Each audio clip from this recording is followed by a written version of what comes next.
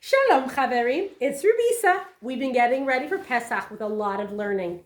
But the way that we also have to get very ready for Pesach is making sure there is no more chametz anywhere. And that means doing a lot of cleaning.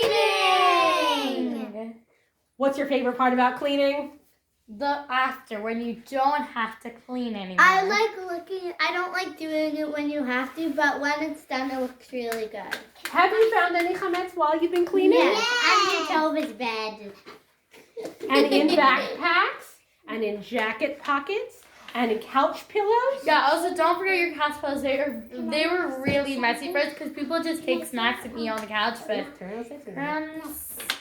all right, so get to cleaning in the links down below. I'm sharing something which I didn't make. I can't take any credit for, but they are tags that you can put on your door when they're all clean to color in and hang on the door.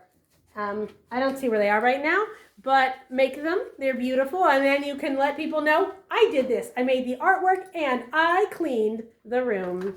So happy cleaning. Happy Pesach. cleaning.